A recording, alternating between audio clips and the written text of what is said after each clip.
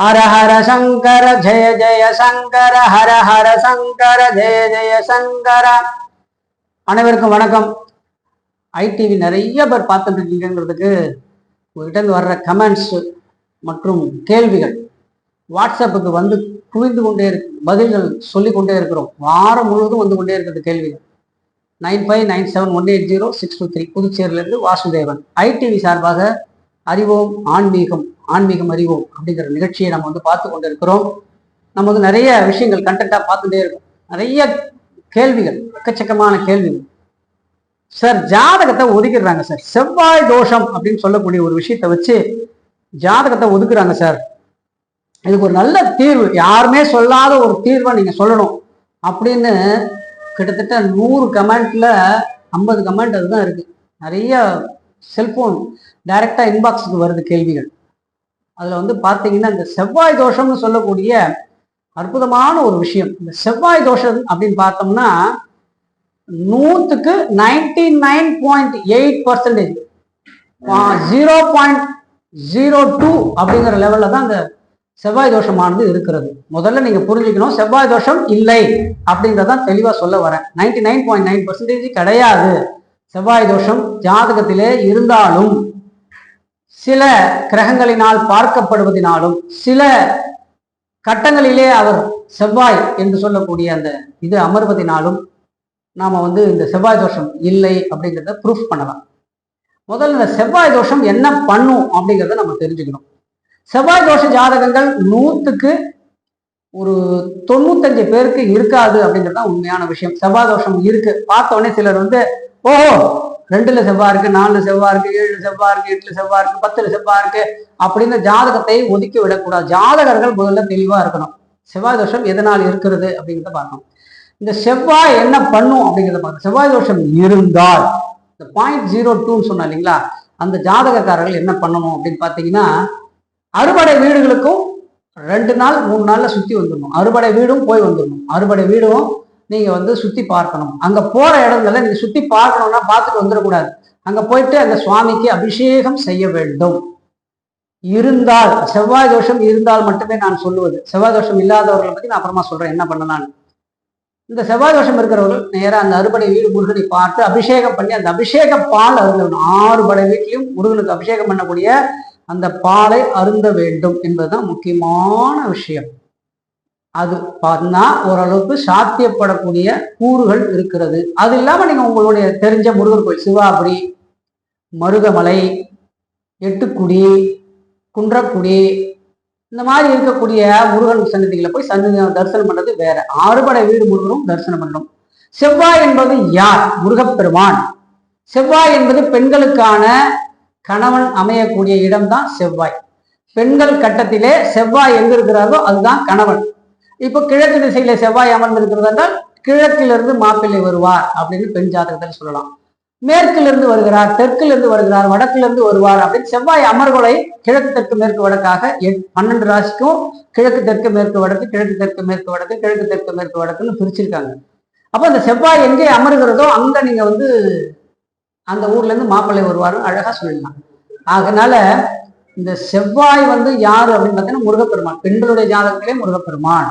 ஆண்களுடைய ஜாதகத்திலே இந்த செவ்வாய் யாரு அப்படின்னு பார்த்தோம்னா RH ஃபேக்டர் நெகட்டிவ் அப்படிங்கிற ரத்தம். RH ஃபேக்டர் நெகட்டிவ் ரத்தம் யாருக்கு இருக்கோ, A positive, A1 positive, B positive, B1 positive, C இந்த மாதிரி ரத்த வகைகள் இருக்கலாம். R இந்த ரத்த O பாசிட்டிவ், O நெகட்டிவ் இந்த மாதிரி ரத்த வகைகள் இருக்கலாம். பயப்படுவாங்க. RH ஃபேக்டர் O நெகட்டிவ் இந்த ரத்த வகையை சேர்ந்தவர்கள் மாத்திரம்தான் பயப்படணும் அப்படிங்கிறது ஒரு உண்மையான விஷயம். செவ்வாய் தோஷம் இருப்பவர்கள் என்ன மாதிரியாக இருப்பார்கள் பார்த்தீங்கன்னா, யாரோடையும் சேர மாட்டார்கள், யாரோடையும் கூட மாட்டார்கள். இது வந்து செவ்வாய் தோஷம் இருக்கிறவர்களை பத்தி பேசிக்கொண்டு இருக்கிறோம். இப்ப செவ்வாய் தோஷம் இல்லாதவர்களை பத்தி நம்ம பார்ப்போம். கட்டத்திலே புதனோடு அமர்ந்தாலோ, புதனால் பார்க்கப்பட்டாலோ, புதன் கிரகத்தினுடைய அந்யோன்யமான நட்பு இருந்தாலோ செவ்வாய் தோஷம் கிடையாது. அதே மாதிரி குருவுக்கும், அதே மாதிரி சனிக்கும். ஆகையினால இந்த மாதிரி அமர்வுகள் இருக்கும்போது இப்போ கடகராசி சிம்ம ராசியில செவ்வாய் அமர்ந்தாலும், கடகராசிக்கு இல்லைன்னு நினைச்சுக்காதீங்க. கடகராசியில் செவ்வாய் அமர்ந்தாலோ, சிம்ம ராசியில் அமர்ந்தாலோ, சனியினோட வீட்டுல இருந்தாலோ, குருவினோட வீட்டுல இருந்தாலோ, புதனுடைய வீட்டுல இருந்தாலோ செவ்வாய் ஆட்சியிலோ செவ்வாய் உச்சத்திலோ இருந்தால் செவ்வாய் தோஷம் கிடையாது. செவ்வாய் நீசமா கடகத்துல உட்காந்துருக்காரு, அப்ப கிடையாது செவ்வாய் தோஷம். அப்போ 99.9% செவ்வாய் தோஷம் முற்றிலும் கிடையாது. ஜாதகர்கள் சற்று கவனமா சொல்லணும். அந்த ஜாதகருக்கு நீங்க செவ்வாய் தோஷம் இருக்கு, செவ்வாய் தோஷத்தோட தான் சேர்க்கணும் அப்படின்னு சொல்லும் போது அவங்களுக்கு பயம் வந்துவிடும். அதனால்தான் நிறைய திருமண தடைகள் இருக்கிறது. திருமண தடைகள் ஏற்படுவதே முக்கியமான காரணமாக இருப்பவர், காரணியாக இருப்பவர் செவ்வாய் தான். அதனால இந்த செவ்வாய் தோஷத்தை எப்படியெல்லாம் நிவர்த்தி பண்ணிக்கணும், எப்படியெல்லாம் நம்ம வந்து இது பண்ணா நம்ம வழிபட்டால் நமக்கு செவ்வாய் தோஷம் தீரும்ங்கிறத நம்ம முக்கியமா பார்க்க வேண்டிய ஒரு விஷயமாக இருக்கிறது.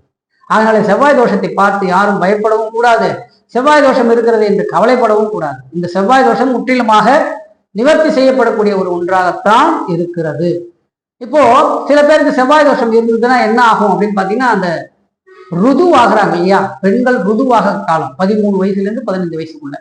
இப்ப இந்த ருதுவாகிற காலமானது தள்ளி போய் கொண்டே இருக்கும். அப்போ உங்களுக்கு ஓரளவுக்கு செவ்வாய் தோஷம் இருக்கிறது அப்படிங்கிறத ஓரளவு தெரிஞ்சுக்கலாம். ஜாதகத்தை எடுத்து பார்த்தா தெரிஞ்சுக்கலாம். அப்ப ருதுவாகக்கூடியவங்க இந்த மாதிரி வயசு தாண்டி ருதுவாகல அப்படின்னா என்ன பரிகாரம் பண்ணணும் அப்படின்னு பாத்தீங்கன்னா, ஒரே ஒரு பரிகாரம் தான் இருக்கிறது.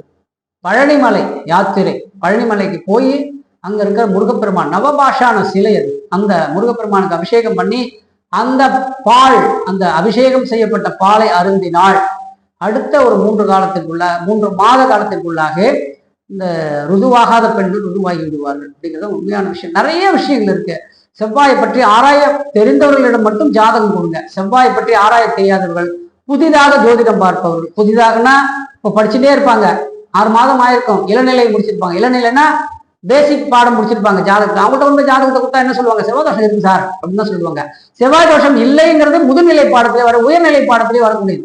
அப்ப செவ்வாய் தோஷம் எப்படி தீர்க்கப்படுகிறதுங்கிறது அவங்களுக்கு தெரியாது. அதனால யாரையும் குறை சொல்லல, ஜாதகம் பார்க்க தெரியாதவர்களும் நான் சொல்லவே இல்லை. ஜாதகம் பார்க்க தெரிந்து அதை முற்றிலும் பத்திரமாக மக்களிடம் கொண்டு சேர்க்க வேண்டிய பணி ஜோதிடர்களுடையது. அவர்கள் வந்து சரியா செய்யணும், அந்த செவ்வாய் தோஷத்தை பரிகாரத்தை கரெக்டா சொல்லணும் அப்படிங்கிறது தெரிவிச்சுக்கிறேன்.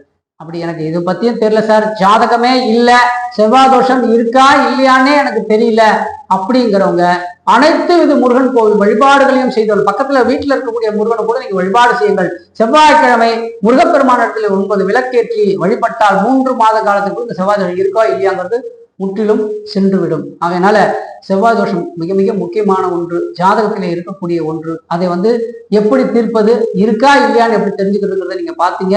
ரொம்ப சந்தோஷமான ஒரு நாளாக இது அமைகிறது. அனைவருக்கும் வெற்றியுடன் இந்த நாள் துவங்கட்டும். ஹரஹர நம பார்வதி பதையே.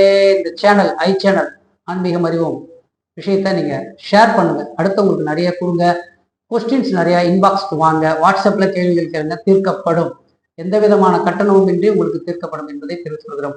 நன்றி, நமஸ்காரங்களுடன் புதுச்சேரியிலிருந்து வாசுதேவன்.